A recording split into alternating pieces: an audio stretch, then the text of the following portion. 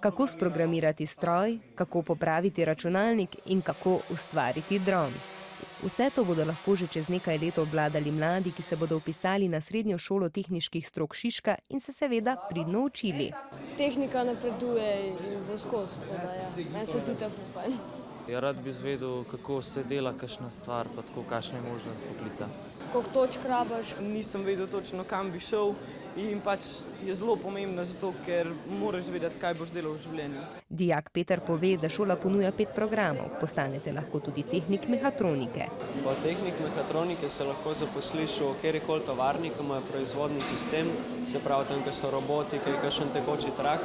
Na računalniku zrišeš, kako bi to izgledali in pol tudi realiziraš, se pravi postaviš.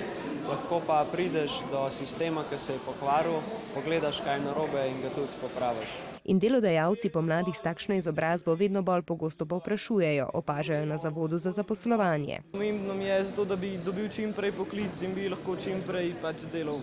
Že na informativnem dnevu so mladi lahko spoznali nekatere bodoče delodajalce. Na nekaterih programih namreč dijaki že med šolanjem učilnice zamenjajo za delovno mesto in se izobražujejo tudi praktično. Ni tako, kot v šoli, vse samo predavanje, ampak dejansko vidiš, kako stvari delujejo v podjetju. Seveda pa tehnika ni samo za fante. So me ti robotki zelo privabili in so me ful zanimali, kako se jih naredi, kako jih sprogramirati in sem se kar tako odločila za mehatroniko. Za vse, ki bi radi še več informacij, pa je jutri še en informativni dan.